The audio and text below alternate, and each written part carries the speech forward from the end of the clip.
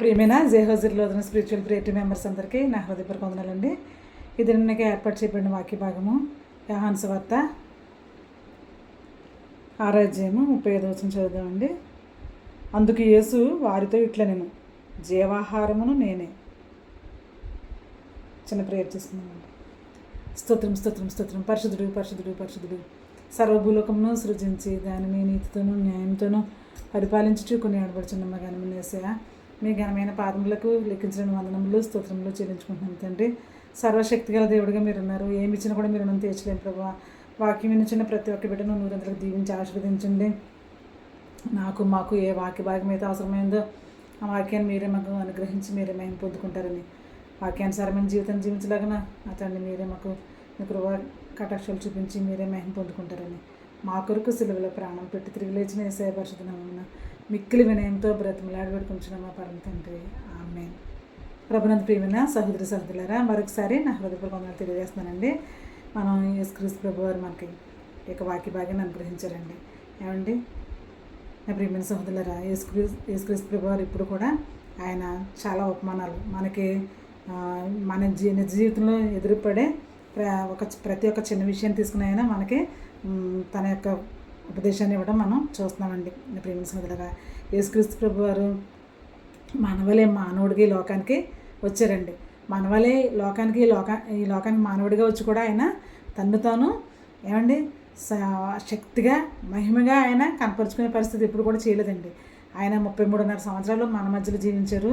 అయితే 3.5 సంవత్సరాలు మాత్రమే దేవుని యొక్క సువార్తను ఆయన ప్రకటన చేయడం మనం చూస్తున్నాం. దేవుని యొక్క సేవ చేయడం మనం చూస్తున్నాం. నా ప్రియమైన సోదరులారా, ఆయన అంటున్నారు, నా యొద్దకు వచ్చేవాడు ఏ మాత్రం కూడా ఆకలిగొనడు, జీవాహారము నేనే అని చెప్తున్నాడండి. నా ప్రియమైన సోదరులారా, అంటే ఇక్కడ యేసుక్రీస్తు ప్రభువు ప్రతి ఒక్క పరిస్థితిని కూడా ఆయన ఒక ఉపమాన రీతిగా ఆయన చెప్పడం మనం చూస్తున్నాం.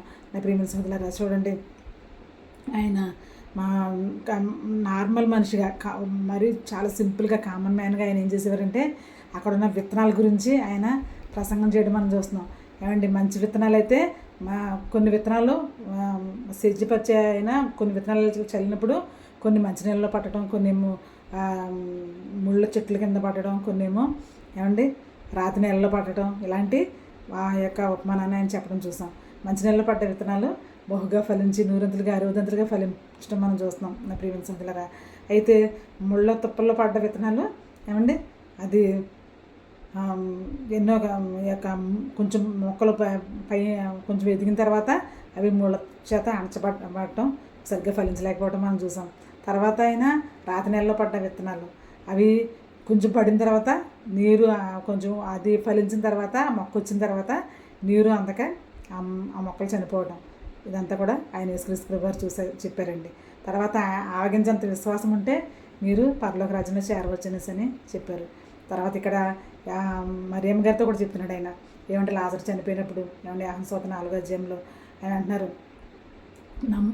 నీవు దేవుని విశ్వాసం ఉంచితే కనుక నీవు దేవుని మహిమను చూస్తావు, నీవు నమ్మితే దేవుని మహిమను చూస్తావని అక్కడ మరియమ్మ గారితో చెప్పడం మనం చూస్తున్నాం. నా ప్రియమైన సోదరులారా, అయితే ఆమె అంటుంది, లాజరు చనిపోయి చాలా రోజులైంది, 3-4 రోజులైంది. ఆయన ఇప్పుడు మనం ఆ యొక్క సమాధి ఆ రాయి పొదిలిస్తే కనుక చాలా భయంకరమైన బ్యాడ్ స్మెల్ వస్తుందని చెప్తుంది. అయితే యేసుక్రీస్తు ప్రభువు వారు అంటున్నారు, ఏమండి నమ్మితే నువ్వు దేవుని మహిమ చూస్తావు అని చెప్పారు యేసుక్రీస్తు ప్రభువు వారు.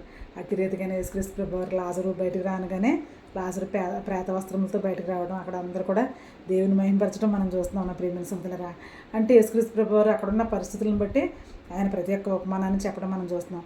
అయితే ఇక్కడ యేసుక్రీస్తు ప్రభువు వారు అంటున్నారు, నేనే మార్గమును సత్యమును జీవమునే అన్నాను, నా ద్వారా తప్ప ఎవడునూ తండ్రి వద్దకు ప్రవేశించడం చెప్తున్నారు. తర్వాత జీవాహారం నేనే, ఏమండి జీవాహారం నేనని చెప్తున్నారు ఆయన. అంటే ఇప్పుడు మనం ప్రభురాత్రి సంస్కారం తీసుకుపోతున్నామండి ఈరోజు. నా ప్రియమైన సోదరులారా, అందుకే మనం ఆయన జీవాహారం తీసుకునేవారంటే ఎన్నటికీ మరణించరు, ఎన్నటికీ ఆకలి కొనరు అని చెప్తున్నారు. నా ప్రియమైన సోదరులారా, అందుకే ఇక్కడ అపోస్తలుడైన పౌలు గారు కూడా చెప్పాడు. ఏమని చెప్పాడంటే, అండ్ 1 కొరింథీ పత్రిక 11:23 ఆయన నేను ప్రభు వలన పొందాను కనుక నేను మీకు ఇది చెప్తున్నాను అని అపోస్తలుడైన పౌలు గారు చెప్తున్నారండి. చెప్పి ఆయన ఒక రొట్టె తీసుకుని ఆ రొట్టెని విరిచి తన శిష్యులకు ఇవ్వడం మనం చూస్తాం. ఆయన యొక్క యూదా సైన్యం ఆయన పట్టుకోవడానికి లక్షవారం రాత్రి వచ్చినప్పుడు ఆయన ప్రభురాత్రి సంస్కారాన్ని అక్కడ ఏర్పాటు చేశారండి. చేసి శిశువులను అందరినీ కూడా కూర్చోబెట్టి ఆయన వాళ్ళ పాదములు కడిగి నా ప్రియమైన సోదరులారా నడుముకి ఒక టవల్ కట్టుకుని వారి యొక్క పాదాలు కడగడం మనం చూస్తున్నాం. ఈ యొక్క మాట వింటే నాకు చాలా బాధ అనిపిస్తుందండి. ఎందుకంటే నా ప్రియమైన సోదరులారా, తండ్రి అయిన దేవుడు, మహోన్నతుడైన దేవుని కుమారుడు ఆయన నోటి మాటలో ఎంతో శక్తి ఉందండి. ఆయన అనేకమైన సూచక్రియలు మహత్కార్యాలు చేసిన ఆయన ఏమంటే తన కొరకు ఏ మహిమను ఉపయోగించుకోకుండా ఎదటి వారికి ఉపయోగకరంగా ఉండేలాగానే ఆయన సూచక్రియలు చేశారు, మహత్కార్యాలు చేశారు. అయితే నా ప్రియమైన సోదరులారా, ఆయన ఏం చెప్తున్నారంటే నడుముకి గుడ్డ కట్టుకుని ఆయన నడుముకి టవల్ కట్టుకుని ప్రతి ఒక్క శిష్యుల పాదాలన్నీ కూడా ఆయన కడగటం మనం చూస్తున్నాం నా ప్రియమైన సోదరులారా. తర్వాత ఆయన రొట్టెని విరిచి శిష్యులకు ఇవ్వడం, పరలోకం ఉన్న తండ్రికి ప్రార్థన చేసి రొట్టె విరిచి శిష్యులకు ఇవ్వబడ్డం. ఏమండి ఆయన అంటున్నారు ఇది నేను కూడా దానికి పుట్టినోట్లో ఉందన్నమాట, విరవబడటం. దేవుని యొక్క శరీరం కూడా ఆ విధంగా, యేసుక్రీస్తు ప్రభు వారి యొక్క శరీరం కూడా మన కొరకు ఆ విధంగా విరవబడిందండి ఆ గొల్గొతా కొండ మీద. నా ప్రియమైన సోదరులారా, ఆయన శరీరం అంతా కూడా చీల్చబడిందండి. నా ప్రియమైన సోదరులారా, శరీరం అంతా చీల్చబడటం మనం చూస్తున్నాం. ఏమంటే ఆయన రక్తము ఏరులై పారింది అక్కడ.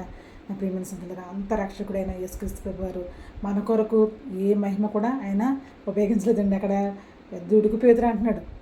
పేతురు ఏమంటున్నాడంటే నేను అప్పగింపబడుతున్నాను, అందరూ వచ్చి నన్ను పట్టుకుంటారు అని చెప్పినప్పుడు పేతురు అంటున్నాడు, నేను అసలు నీ మీద ఎవరిని ఒక చెయ్యి కూడా వేయని యేసయ్యా, నేను అసలు వాళ్ళని ఊరుకొని అని చెప్పేసి అని అన్నాడు.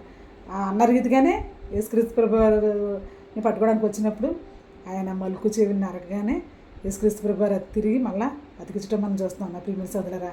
అంటే ఆ రక్షణ కార్యం అక్కడ ఆగిపోతుందని నా ప్రియమైన సోదరులారా. తండ్రి అయిన దేవుడు తన చిత్తాన్ని నెరవేర్చడం కోసం యేసుక్రీస్తు ప్రభు వారు ఈ లోకానికి రావడం మనం చూస్తున్నాం. ఆయన యొక్క చిత్తం పూర్తిగా ఆయన నెరవేర్చడం మనం చూస్తున్నామండి. అందుకే పేతురు ఆ విధంగా తొందరపడినా కూడా వెంటనే శత్రువు యొక్క చెవిని ఆయన స్వస్థపరచడం మనం చూస్తున్నాం. అందుకే నా ప్రియమైన సోదరులారా, ఆయన అంటున్నారు నేను నా యొక్క శరీరం తినవాడు నేనే, జీవాహారం నేనే. ఏమండి నా శరీరం తినవాడు ఎన్నటికీ ఆకలి కొనడు. ఏమండి యోహాను సువార్త 6:35 ఉందన్నమాట.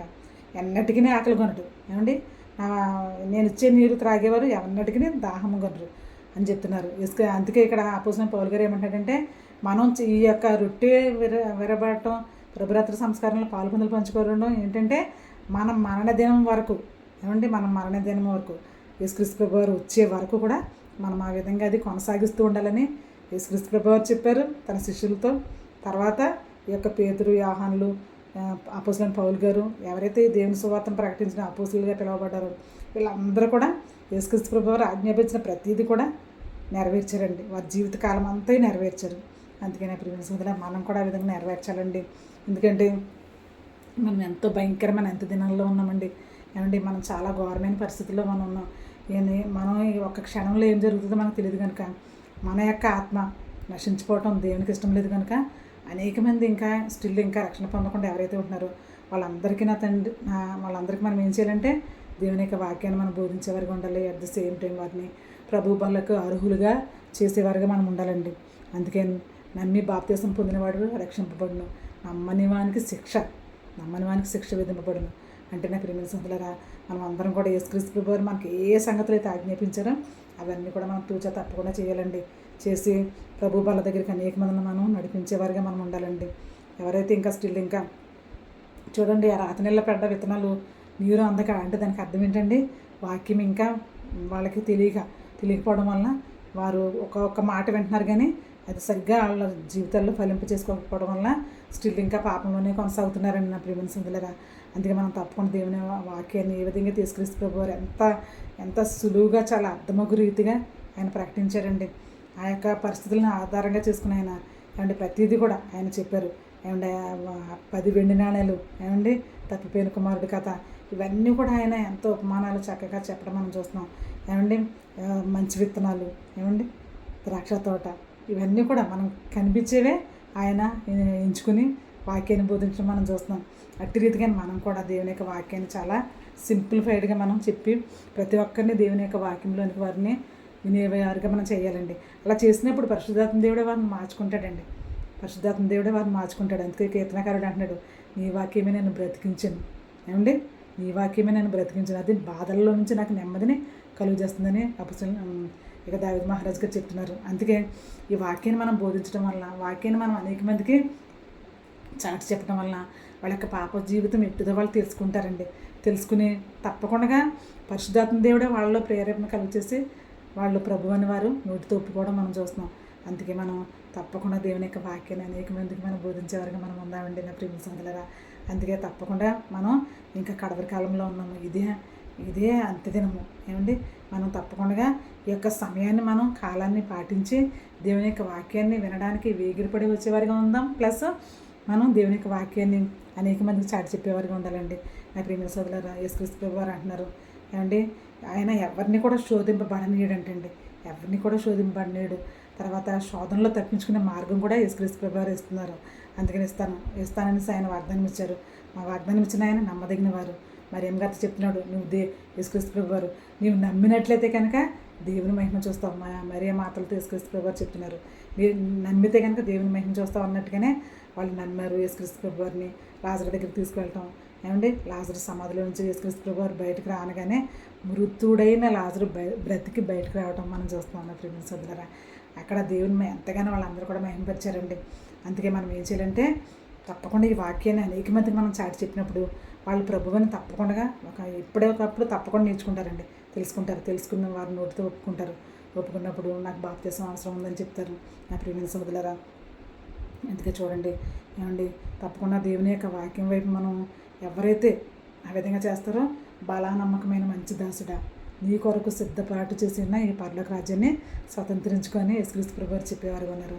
అందుకే ప్రతి ఒక్కరూ కూడా ప్రభు బలలో మనం ఆరాధన పాలుబందులు పంచుకునే బద్దులమే ఉన్నామండి. ఎందుకంటే మన ఆత్మ శరీరం అయితే ఏ విధంగా వ్యాధి వచ్చినప్పుడు మనం యొక్క మందులు మాత్రలు ప్రిస్క్రిప్షన్ తీసుకుని ఏమండి డాక్టర్ డయాగ్నోస్ చేయించుకుని మనం ట్యాబ్లెట్స్ వాడి ఎలా క్యూర్ చేసుకుంటున్నామో అట్టి రీతిగానే యొక్క మన ఆత్మను కూడా ఆ విధంగా ఎప్పటికప్పుడు నూతన పరుచుకుంటూ ఉండాలండి. నా ప్రియమైన సోదరులారా, ఆ విధంగా నూతన పరుచుకుంటూ ఏ విధంగా నూతన పరుచుకుంటామండి, వాక్యం చేతే కదా అంటున్నాడు. ఏమండి నీ యొక్క వాక్యం చేతే కదా నేను పవిత్రపరచబడతానని చెప్తున్నాడు దావీదు మహారాజు గారు. అందుకే నా ప్రియమైన సోదరులారా, మనం తప్పకుండా వాక్యాన్ని తెలుసుకుందామండి. వాక్యాన్ని విందాం. వాక్యాన్ని విన్నప్పుడు దేవుడే మనకి కృపాసత్య సంపూర్ణుడిగా మన మధ్యలో నివసించి మనకి ఈ ప్రతి ఒక్క టైంకి ఏదైతే అవసరమో ఆ అవసరతలన్నీ తీర్చి దేవుడు తన కుమార్తెలుగా మనల్ని జీవింపజేసే భాగ్యాన్ని దేవుడు మనకు అనుగ్రహిస్తారండి. నా ప్రియమైన సహోదరులారా, అందుకే ఇది ఎప్పుడు కూడా ఆయన రొట్టి విరిచి కృతజ్ఞతాస్తుతులు చెల్లించి ఆయన విరిచి వారికి ఇవ్వడం మనం చూస్తున్నాం. నా ప్రియమైన సహోదరులారా, యేసుక్రీస్తు ప్రభువు వారు ఎంతగానో తగ్గించుకున్నారండి. ఇప్పుడు రాజకీయ నాయకులు కూడా యేసుక్రీస్తు ప్రభువు వారు ఉపయోగించిన ఆ యొక్క పవిత్రమైన మాటలనే వాళ్ళు వాడుతున్నారండి. అంటే యేసుక్రీస్తు ప్రభువు వారు అనేక మందికి మాదిరికరంగా జీవించారండి. ఆయన బాలుడిగా జీవించినప్పుడు తల్లిదండ్రులకి ఎంతగానో లోబడి ఉన్నాడండి. వారి యొక్క పనుల్లో చాలా చక్కగా వారికి తోడ్పాటు అందించారు. తర్వాత ఆయన శిష్యుల్ని సెలెక్ట్ చేసుకోవడంలో కానీ, ఆయన సువార్త పరిచర్యలో కానీ, ఏమంటే తన మరణంలో కూడా సిలువ వేయబడిన పరిస్థితుల్లో కూడా ఆయన తన ధర్మాన్ని తాను చేసిన ఆయన యొక్క బాధ్యతను దేవుడు ఎంతగానో సక్రమంగా ఫుల్గా నెరవేర్చడం మనం చూస్తున్నాం. నా ప్రియమైన సోదరులారా, అందుకే ఆయన అంటున్నారు, నేను వెళ్తున్నాను, నేను ఏ సంగతులు మీకు ఆజ్ఞాపించాను అవన్నీ కూడా మీరు చేయండి అని చెప్పారు. అందుకే నా ప్రియమైన సోదరులారా, మనం తప్పకుండా దేవుని యొక్క వాక్యం వినడం ఒక వద్దైతే ఆ వాక్యం విన్నప్పుడు దేవుడే మనకి ఆ వాక్యాన్ని స్వీకరించే శక్తిని, వాక్యాన్ని అర్థం చేసుకునే భాగ్యాన్ని దేవుడే మనకు అనుగ్రహిస్తారండి. అందుకే మనకి ఎప్పుడు కూడా ఏ శోధన రాదు. శోధన వచ్చినా కూడా మనం దేవుని ప్రార్థన చేసుకున్నప్పుడు ఆయన శోధనలు ఈజీగా మనకి పరిష్కరించగల సమర్థుడే ఉన్నాడండి. చూడండి, ఇంత మట్టుకు శోధన వస్తే తప్పకుండా మనం ఓర్చుకుంటాం. ఇంతవరకు శోధన వస్తే మనం ఆ శ్వాసాడక చనిపోతాం. కాకపోతే అందుకని మనకి దేవుడు ఇంతవరకు శోధనలు ఇవ్వడండి. కేవలం ఇంతవరకు మాత్రమే శోధనలు ఇవ్వడానికి ఇస్తాడేమో ఒకవేళ.